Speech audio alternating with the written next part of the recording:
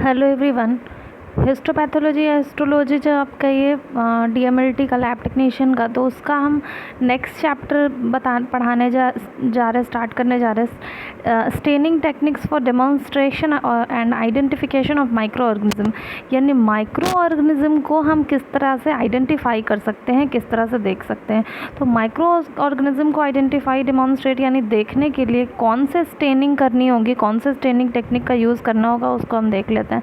तो सबसे पहली बात, स्टेनिंग हम बहुत बार बता चुके हैं पीछे के वीडियोस में। अगर आप चले जाएं इंट्रो वाले सब में, तो आपको स्टेनिंग का मतलब समझ में आ जाएगा कि स्टेनिंग का मतलब होता है डाई करना, रंगना। यानी कि माइक्रो ऑर्गेनिज्म का कोई कलर नहीं होता, तो हम माइक्रोस्कोप पे देखेंगे तो ये हमको दिखाई नहीं देगा, तो हमको उसको कलर करना होता है। तो उसको हम स्लाइड पे रख करके इसको किसी एक पर्टिकुलर, मतलब बहुत सारा ऐसा केमिकल स्टेन होता है, कलर होता है, केमिकल कलर जो पर्टिकुलर ऑर्गेनिज्म के लिए अलग अलग होता है। मतलब एक स्टेन से हर ऑर्गेनिज्म कलर्ड हो जाए, उसको अब्जॉर्ब कर ले, ऐसा नहीं होता, सबके लिए अलग अलग होता है।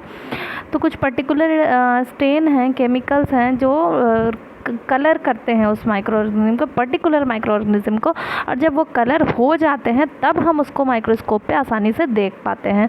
तो आज हम माइक्रो ऑर्गेनिज्म्स की बात करें तो माइक्रो ऑर्गेनिज्म को देखने के लिए मेरे पास एक ग्राम स्टेन होता है, ज़ील नंसल स्टेन होता है, फाइट एसिड फास्ट स्टेन होता है, और पीरियोडिक स्टेन होता है, पीरियोडिक एसिड स्किफ यानी पास स्टेन जिसको बोलते हैं, पीरियोडिक एसिड स्किफ का शॉर्ट फॉर्म होता है पास स्टेन, आप सुने होंगे।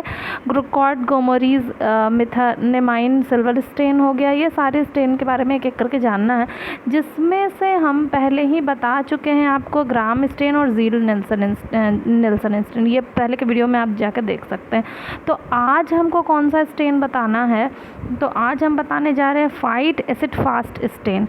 ये लेप्रोसी के लिए हमको यूज़फुल होता है। मतलब लेप्रोसी यानी कि लकवा जो मार देता है, बीमारी होती है लेप्रोसी, तो उसका हम आइडेंटिफाई, मतलब टेस्ट जब कराने जाएंगे तो इसका अगर शक होगा तो इसके लिए हम कौन सा टेस्ट करते हैं, तो फाइट एसिड फास्ट स्टेनिंग करके हमको पता चलता है कि वहाँ पे यही बैक्टीरिया है या नहीं है जो लेप्रोसी डिजीज़ काउज़ करता है।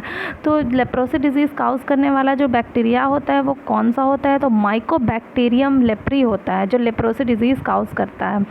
तो इस माइक्रो ऑर्गेनिज्म को हम देख पाते हैं कौन से स्टेन की मदद से, तो फाइट एसिड फास्ट स्टेन की मदद से। तो एम तो इसका, इस स्टेन का, फाइट एसिड फास्ट स्टेन का, तो एम यही हो गया कि हम इसका यूज़ किस लिए करते हैं, तो माइकोबैक्टीरियम लेप्री बैक्टीरिया को देखने के लिए, आइडेंटिफाई करने के लिए इसका यूज़ किया जाता है। और ये बैक्टीरिया क्या करता है, तो लेप्रोसी डिजीज़ यानी लकवा जो हो जाता है वो डिजीज़ काउज़ करता है। अब इसका प्रिंसिपल देख लेते हैं। तो ये प्रिंसिपल इसका ये है कि ये टेक्निक कैसे है बना हुआ है, तो ये पीनट ऑयल को ज़ाइलीन के साथ कंबाइन करके हम ये स्टेन बनाते हैं, जो कि बैक्टीरिया के सेल वॉल को एक्सपोज कर देता है, मतलब ऑर्गेनिक सॉल्वेंट में कन्वर्ट कर देता है। तब ये सॉल्वेंट बन जाता है, बैक्टीरिया का जो सेल वॉल है वो हट जाएगा, और फिर हम बैक्टीरिया आसानी से इस स्टेन को एब्जॉर्ब कर लेगा, और फिर हम इस बैक्टीरिया को माइक्रोस्कोप की मदद से देख पाएंगे। तो एम हो गई बात, इसकी प्रिंसिपल हो गया। अब रिएजेंट यानी कि केमिकल्स इसके लिए कौन कौन से चाहिए, तो ज़ाइलीन और पीनट ऑयल सॉल्यूशन चाहिए। ये सॉल्यूशन के लिए क्या क्या चाहिए हमको, ज़ाइलीन और पीनट कितना ml चाहिए वो लिखा हुआ है। इसको अच्छे से हम क्या करते हैं, मिक्स कर देते हैं। उसके बाद इसको 1 साल तक हम रख सकते हैं। बस इसके बारे में ये याद रखना है कि ये थोड़ा इन्फ्लेमेबल होता है, यानी कि जल्दी इसमें आग पकड़ लेता है, तो इसको अलग रखिए।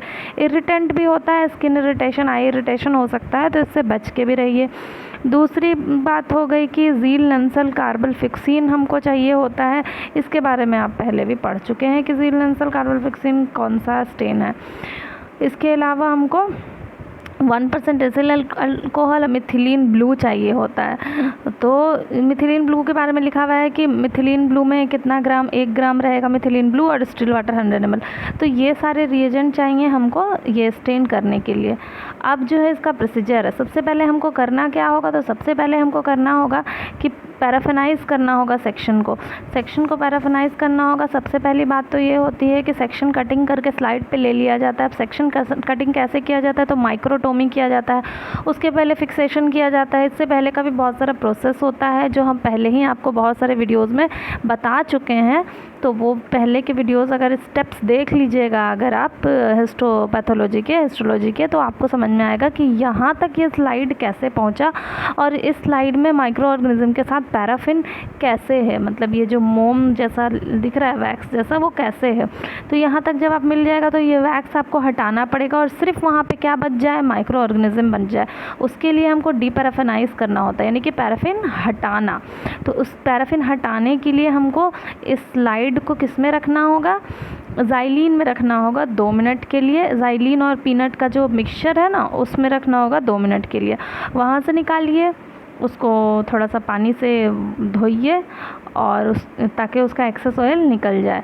फिर उसके बाद बोल रहा है कि place the slide in water, मतलब थोड़ी देर उसको पानी में ही रखिए जब तक वो स्टेन नहीं कीजिएगा।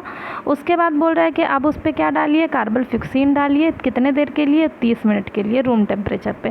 फिर वहाँ से निकालिए 30 मिनट के बाद, उसको फिर वॉश कीजिए नल्ही के पानी से, ठीक है। पानी से ड्रॉपर की मदद से पानी उस पर गिराइए तो ठीक है, ताकि प्रेशर नहीं लगेगा, ताकि उस पर जो है ऑर्गेनिज्म, माइक्रो ऑर्गेनिज्म वो हटे नहीं।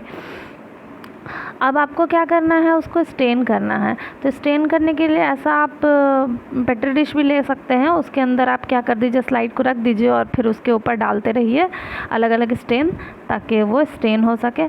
अब क्या करना है, डिप करना है आपको एसिड अल्कोहल में।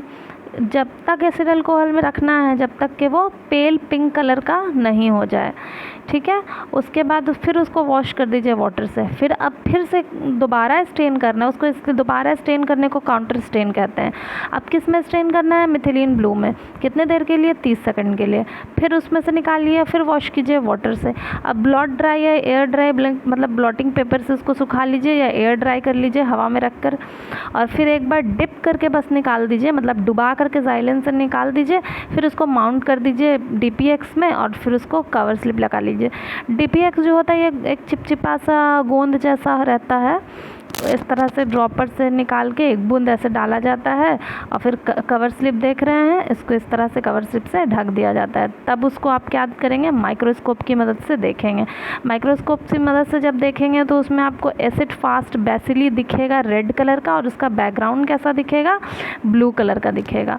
इस तरह रेड कलर का जो दिख रहा है वो बैक्टीरिया है, और बाकी उसका बैकग्राउंड कैसा कलर हो गया है, ब्लू कलर हो गया है मिथिलीन ब्लू की वजह से। तो ये हो गया आपका पूरा। और ये वाला दिखाए हुए हैं यहाँ पर, ये सैफरनीन, अल्कोहल, आयोडीन, क्रिस्टल वायलेट का कोई काम नहीं, बस हम ये दिखाए हुए हैं कि स्टेन कैसे करते हैं।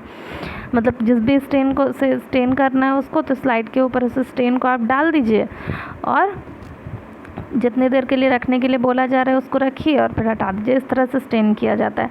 या फिर स्टेन करने का और तरीका इस तरह भी है, इस तरह से पेट्री डिश ले लीजिए और उसमें डाल रख दीजिए और उसके ऊपर से स्टेन डालते जाइए और निकालते जाइए।